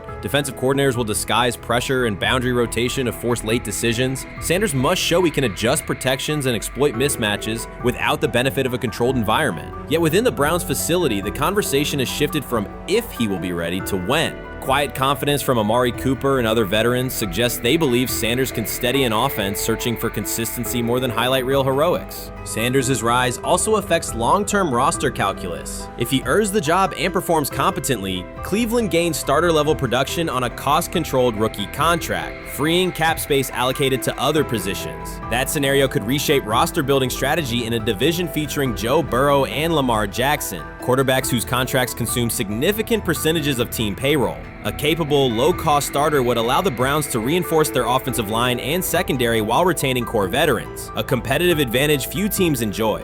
For now, the focal point remains daily improvement. Sanders continues to arrive before sunrise, reviewing the previous day's install with the quarterback coach, then staying after practice to throw on-air routes with receivers low on the depth chart. Coaches track those habits closely because consistent routine underpins performance when adversity strikes in live games. Each incremental gain strengthens the argument that readiness depends on preparation and aptitude, not draft slot. Carter's segment reminded the league how quickly assessments can become outdated when they lean on perception over evidence. Sanders' steady climb up the depth chart underscores the counterpoint. In the NFL, tape is the final arbiter. Should Sanders translate practice efficiency to preseason success? The Browns may discover that the solution to their long-standing quarterback riddle arrived quietly in the 5th round, carrying little more than confidence and a willingness to work. Rich Eisen addressed the armchair analysts and online critics head-on. Shedeur Sanders just received his opportunity, and the backlash arrived immediately. Eisen responded with a clear, point-by-point case explaining why the criticism misses the mark. If you thought Shedeur's rise was rapid, Eisen's analysis puts it in proper context. Here's what he laid out on air. Already speaking in Cleveland high schools. Weekend after, flying out immediately to get to work. But his character's terrible, right? You know, and listen, oh, he interviewed bad, you know. According to who? The New York Giants? No offense, Bert. The same New York Giants that gave Daniel Jones a huge contract and let Saquon Barkley out the door, that's the intel we're trusting here? That was for him to celebrate. He just made, I mean, look, he put in work in college. He had the privilege of being coached by his father, which we all would love and do. Turned around not one, but 2 programs in college football. And then literally for any athlete, being drafted at the highest level is a success story in itself. Rich Eisen delivered a direct response to the critics. He addressed the online claims reducing Shedeur Sanders to Deion Sanders' son instead of evaluating him as a quarterback on merit. Eisen challenged those assumptions and refocused the discussion on performance, preparation, and opportunity. Say Kenny Pickett had strained his hamstring. Shedeur, they say his first day in pass, 9 for 9, 2 touchdowns, no interceptions. They were just hating on this young guy. Within minutes, Rich Eisen delivered a structured breakdown, addressing each claim with evidence and dismantling weak narratives through clear analysis. He replaced speculation with data and kept the focus on what matters: decision-making, accuracy, leadership, preparation, and game management. The reality is simple. Shedeur Sanders was not given this opportunity. He earned it through performance and consistency against real competition. He accepted the role, met the standard, and handled the moment with professionalism and urgency. No shortcuts, no favors, just results and readiness. Eisen's point was direct. Evaluate Shedeur on his work, not assumptions, and acknowledge that he has justified the opportunity on the field. I've done it at 2 locations already, so it's simple. So that's why when people say I'm not, you know, one of the top quarterbacks or the top quarterback, because what are y'all going based off of? Because I did it year after year after year, and you see the progression.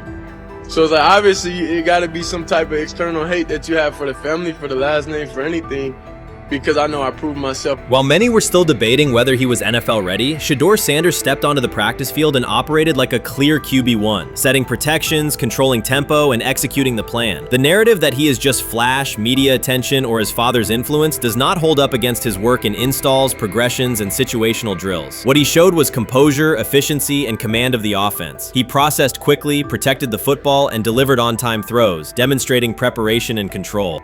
I'm a firm believer.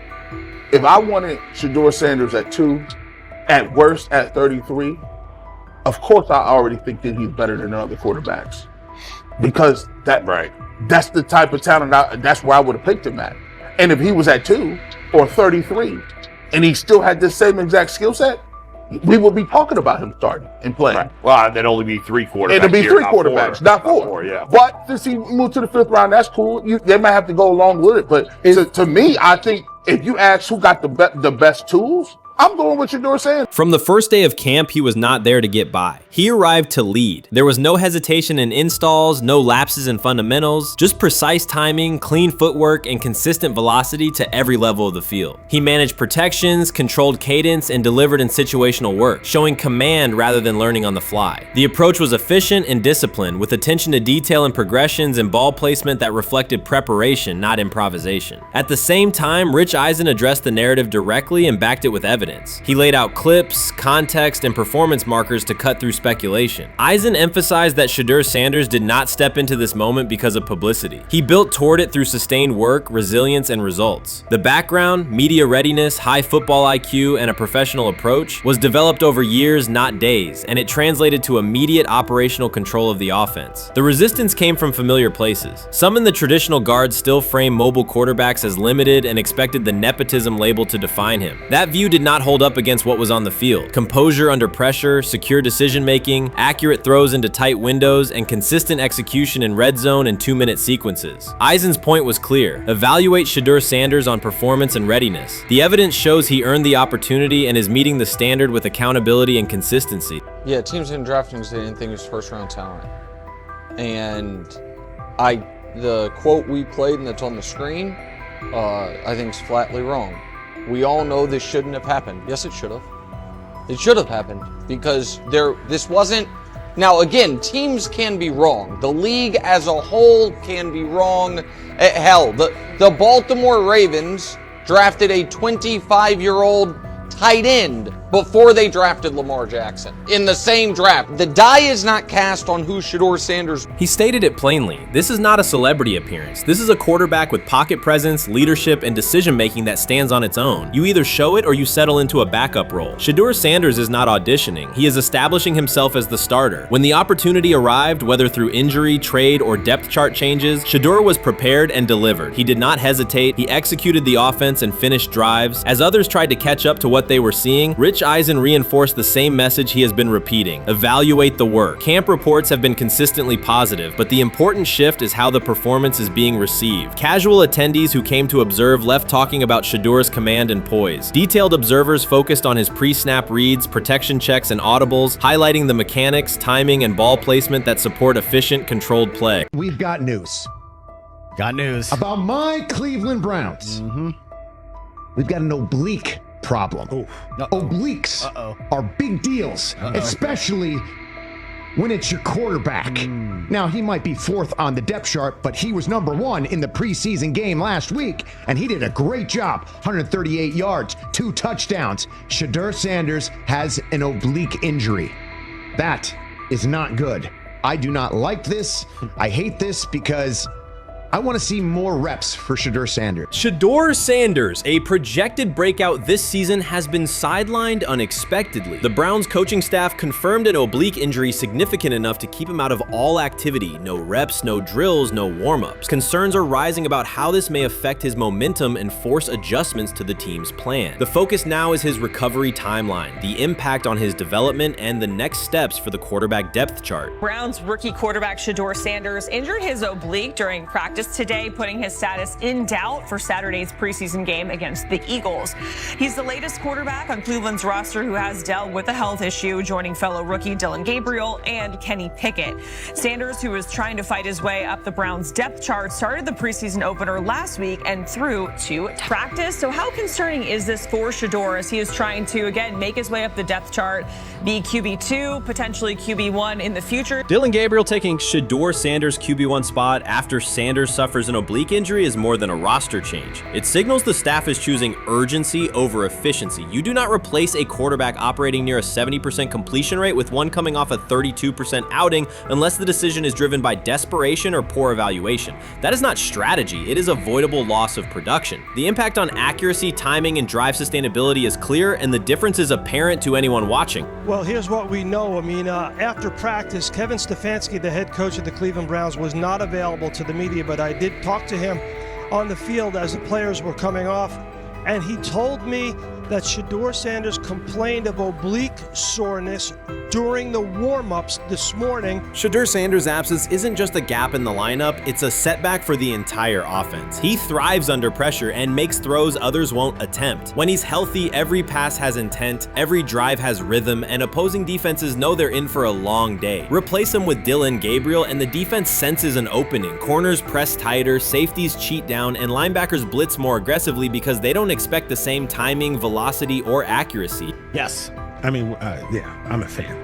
I'm not even going to try to hide it. Rich gets You guys are fans. Like, you guys talk about the Cleveland Browns quite a bit. Yeah, it's almost annoying to me. It aggravates people. Like, people don't like the fact that Rich talks a lot They about must love Shedeur. I'm here. But it's like, you know, you have a friend, and that friend's child is following in the family's footsteps. You want them to do well. I don't know why people have such an issue. I know Rich is supposed to be impartial, but it's kind of hard when you have that type of tie to it. But yeah, I'm rooting for Shedeur, man. And Dillon Gabriel's 32% completion rate isn't just poor, it's untenable at this level. A number that low needs no context. It means 2 misses for every completion. Weather, opponent, and play calls are secondary when efficiency is that limited. That output does not sustain drives or keep the full playbook viable, yet he is starting while Shedeur Sanders is sidelined. The contrast is clear. Sanders brings accuracy, timing, and command. Gabriel's recent performance reflects inconsistency and missed opportunities. Choosing Gabriel under these circumstances reduces offensive reliability and invites defensive pressure.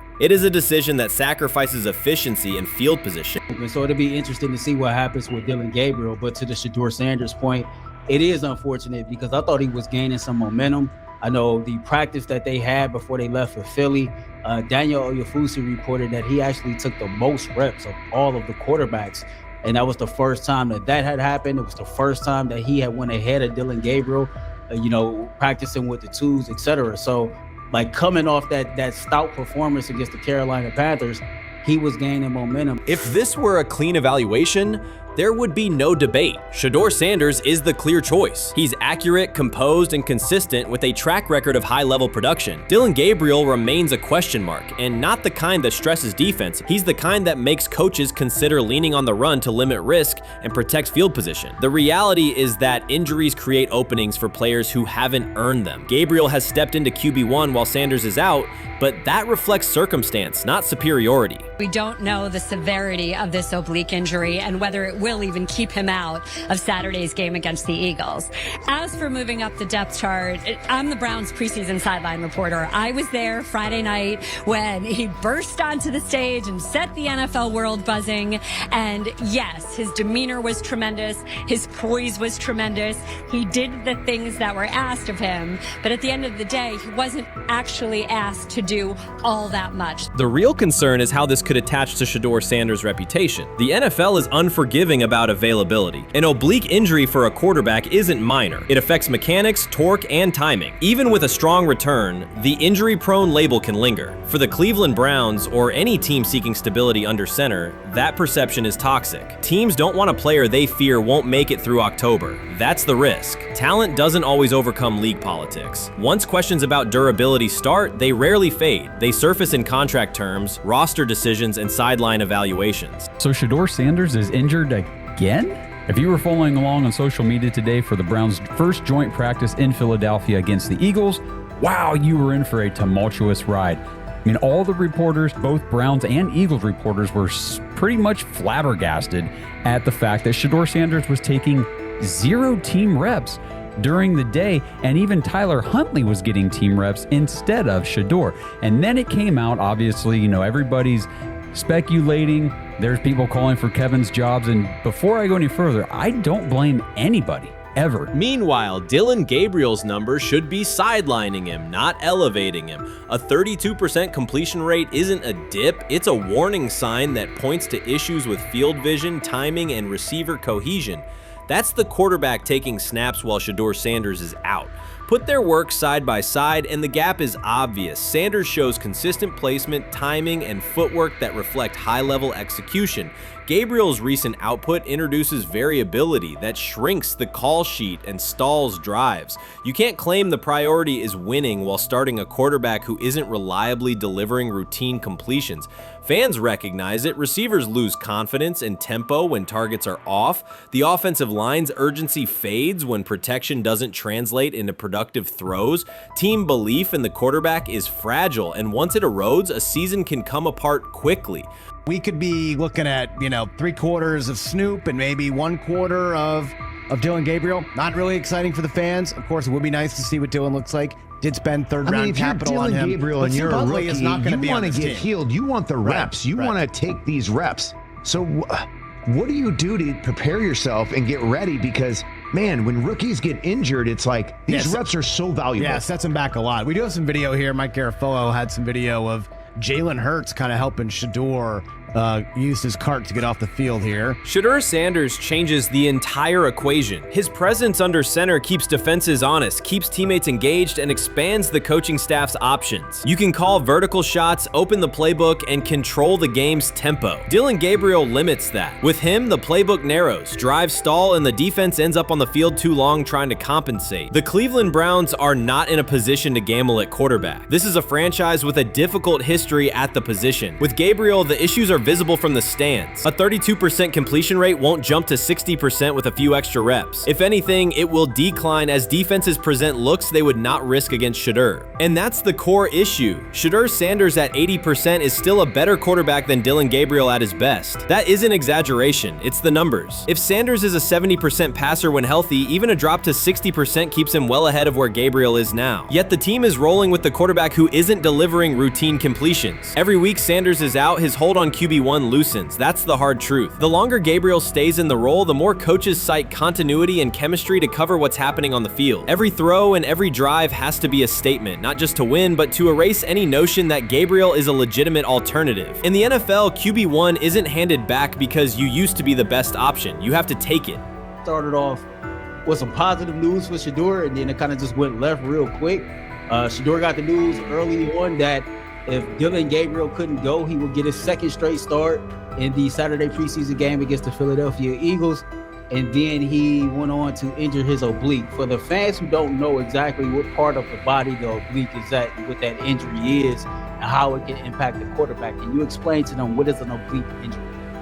It's like up in this area, right? Well, you can't see me, but like right up in here, when you go to throw, like obviously that's all that. So the truth is straightforward. The Cleveland Browns, or any team in this situation, aren't going anywhere meaningful with Dillon Gabriel under center. You can frame it as progress and point to selective highlights, but reality will level it out, and by then the season is already slipping. Shedeur Sanders is the difference between a team with a path forward and a team playing out the schedule. He reads coverages, delivers on-time throws, and forces defenses to respect every level of the field. Gabriel turns the offense into guesswork. The NFL is built on results, and the results are clear. Gabriel's 32% completion rate functions as a warning sign. It doesn't need context, a clinic, or a film session to explain. It signals inefficiency that stalls drives and compresses the playbook. Yet he has been handed the role Shedeur established through precision, composure, and production. That decision undercuts the stated goal of winning. With Sanders, the offense retains structure, rhythm, and threat. With Gabriel, it narrows and exposes the defense to longer stretches on the field. You can't fire the owner because he can't fire himself. Yeah, someone's head's going to roll, unfortunately, in this situation, and it's probably Stefanski and Barry. I saw on The Athletic. I don't think that's fair, by the way. Stefanski, that part. I agree. I was saying the other day on my podcast that Barry should be fired, and I said I wouldn't fire Stefanski, but a couple of people made the point of saying, well, if you fire the GM, you got to give him a chance to hire his own coach, which is fair. That's true. Mm-hmm. So I would fire Barry. I would hire a new GM. If that GM thinks Kevin Stefanski's a good coach, wants to stick with him. Right. The situation in Cleveland has escalated with the NFL. Sources indicate GM Andrew Barry is prepared to move on from head coach Kevin Stefanski if he refuses to elevate Shedeur Sanders. The Browns are weighing a major quarterback change. Leadership appears to be aligning behind Sanders and pushing for immediate action. This is a high-stakes decision about control and the team's direction. I think it's unfair for me to comment in I guess maybe on behalf of the industry. All I can say is this, the time that we spent with Shedeur, and what he's done throughout his college career is impressive. He's an impressive young man. He's a really good quarterback.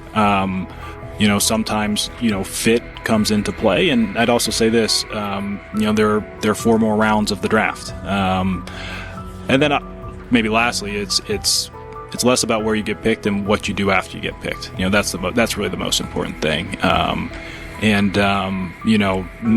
Getting to know him over the course of the spring, he has a ton of resolve. Andrew Barry appears to be at a breaking point. Pressure from fans and within the organization to play Shedeur Sanders is intensifying. Barry is pushing for a move towards Sanders, while head coach Kevin Stefanski remains cautious about altering the depth chart. The divide is clear. One side wants acceleration, the other a measured rollout. The organization is under heavy scrutiny, and the focus has shifted to when, not if, Sanders sees the field. Has the 4th highest odds of any head coach this season to be fired. He's clearly on the hot seat. It's been a discussion for really a couple years now, dating back to last season's 3-win season. And he's always had kind of hot and cold seasons. And now the sports books are saying he's 4th on the list. Number 1 is Mike McDaniel of the Miami Dolphins, Brian Dable of the Giants at 2, Shane Steichen at 3, and there is Kevin Stefanski plus 650 to be fired. This has moved beyond tension to outright stubbornness. Rather than elevating Shedeur Sanders, the staff has chosen Dillon Gabriel. The current depth chart looks less like a forward plan and more like resistance to change. Fans have been clear about who they expect to see, yet the organization keeps delaying. Every week without a real evaluation of Sanders slows development and blurs accountability. Cleveland is choosing a conservative approach when a decisive decision is needed, sending a message of uncertainty to both the locker room and the city. Now being the third string quarterback for the Cleveland Browns, was that so much was made out of unbelievable. He actually made the team as the third string quarterback. Like that was a big deal. Like that was somewhat of a surprise to a lot of people.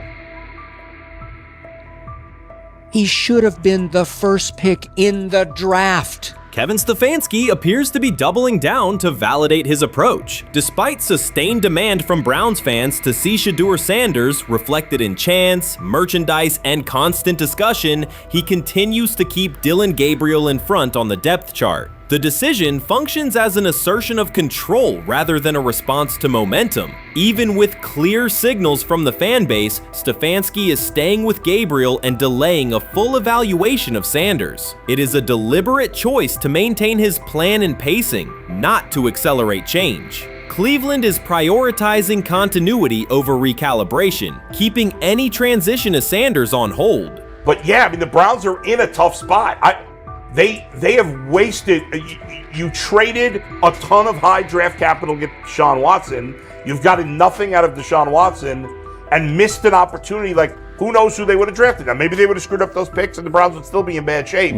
Andrew Berry is likely frustrated watching Dillon Gabriel default to conservative throws while the offense stalls. From a football perspective, this appears to be the hill Kevin Stefanski is choosing to stand on. Keeping Gabriel ahead of Shedeur Sanders has limited the unit's explosiveness and prevented a full evaluation of a higher ceiling option. Drives end quickly, field position flips, and momentum is lost while Sanders remains on the sideline. Fan patience is wearing thin. Each ineffective series intensifies criticism and shifts scrutiny toward the coaching staff's criteria for the depth chart. With every additional snap for Gabriel, the decision reads less like an open competition and more like rigid adherence to a plan that isn't producing results. The optics are clear. A dynamic quarterback sits while a cautious approach keeps the offense in neutral. If this continues, accountability questions will grow inside and outside the building. What performance benchmarks keep Gabriel ahead of Sanders? When will Sanders receive first-team reps in live situations to allow a fair comparison? The front office must decide whether to preserve continuity or pivot toward a timely assessment of Sanders. The longer the current approach stays in place, the more it signals stubbornness rather than adaptation, and the more pressure mounts to realign the plan with on-field output. I honestly see it happening if the Browns lose a bunch of games. Like if they get 5 wins or less, I see the report coming out now that Stefanski will be fired. I don't want it to happen. I want the Browns to be good, win a bunch of games. I think that they're going to be a team that is slept on and can at least get 7 wins, which is why if they don't, I see Stefanski getting all the blame for that, and there'll be a new coach in Cleveland. Because their players, to me, are there once again. We've talked about the incredible rookie class. The approach in Cleveland lacks consistency. One week, Andrew Berry signals he wants Shedeur Sanders on the field. The next, Dillon Gabriel gets the reps and the plan stays conservative. Through it all, Kevin Stefanski shows limited urgency despite pressure on his job security. Fans are asking for an offense that can push the ball, change field position, and produce points. Instead, the unit leans on short throws and cautious sequencing. Gabriel's play keeps the ceiling low and momentum static, while a full evaluation of Sanders is postponed. The result is growing frustration and a clear disconnect between the front office, coaching staff, and expectations in the stadium. The NFL tried to teach him and his father a lesson. You don't act like that. You don't talk like that before a draft. We'll show you how our game is played. We will watch you plummet all the way. I think he would have gone undrafted except for that owner in Cleveland. And he is the key to everything because he is something of an against the grain maverick owner. He's kind of a wannabe Jerry. Fan speculation is growing. Some believe Kevin Stefanski lacks confidence in Shedeur Sanders. Others think he's prioritizing Dillon Gabriel for reasons unrelated to performance. A more extreme view claims Stefanski is manipulating outcomes to secure a buyout. Whatever the motive, the risk is clear. This approach is straining his relationship with GM Andrew Berry and alienating the fan base. Pressure is rising, Berry's patience is running out, and supporters have shifted from requests to demands. If the current plan continues, calls for a change in quarterback and accountability will intensify. I'm about to unleash about Shedeur Sanders. I just watched what happened to Shedeur Sanders in the Cleveland Browns' third and final preseason game. And I'm outraged, I'm sickened, and I'm saddened. By the way, Shedeur continues to be treated in the National Football League now by those sorry-ass Browns and sorry-ass Kevin Stefanski. The Cleveland Browns are once again mishandling a promising quarterback. Skip Bayless criticized the organization for failing to develop Shedeur Sanders and for misusing his skill set. He argued that the team's decisions are undermining Sanders' progress and turning a major investment into a cautionary example. Bayless pointed to inconsistent usage, questionable play calling, and a lack of clear direction as key issues limiting Sanders. He said the Browns need a defined development plan and stronger support if they expect Sanders to succeed. Skip Bayless delivered a direct, critical assessment this week. After seeing Shedeur Sanders in a Browns uniform, he argued that Cleveland is mishandling the quarterback and undermining his development. Bayless said the team's approach shows poor planning and inadequate support around Sanders. He dismissed excuses about strategy and emphasized the need for better coaching, deployment, and protection. In his view, the Browns are setting themselves up for problems before the season begins unless they establish a clear plan for Sanders. Given the team's recent decisions, his reaction is understandable. Cleveland has a history of inconsistent quarterback development. Shedeur Sanders is a premium prospect, the son of a Hall of Famer, a proven college performer, and a widely recognized figure. The organization should prioritize his reps, protection, and a clear development plan, not place him behind Dillon Gabriel as if he were a secondary option. But I'm going to answer this question by saying Shedeur Sanders, and I'm going to tell you why. I think he's being set up to fail.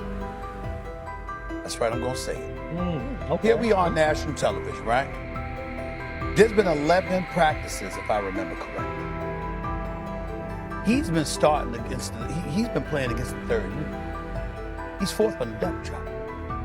And then suddenly you throw him into the start line, and he hasn't had any reps for the first team at all. Think about that. So you're just going to throw him to the wolves like that, huh? I mean, you know, if he had first team snaps in practice. Yet here we are. Cleveland has one of the most publicized prospects and is handling him like a depth piece. The broader issue is the franchise's long record of quarterback instability and inconsistent development. That history colors every move they make. When the Browns draft a quarterback, fans don't anticipate a long-term answer. They brace for another reset. Shedeur Sanders should be treated as a priority, not as an afterthought behind Dillon Gabriel. Let's give him a chance. Let's give him a chance with the play calling. You know you have an offensive line that isn't playing that well. So what do? Why not just play the short game so he can get the ball out of his hands very fast to run a competent goddamn offense? Outside of that, Shedeur has to be better in understanding that the offensive line that you're working with right now is not adequate.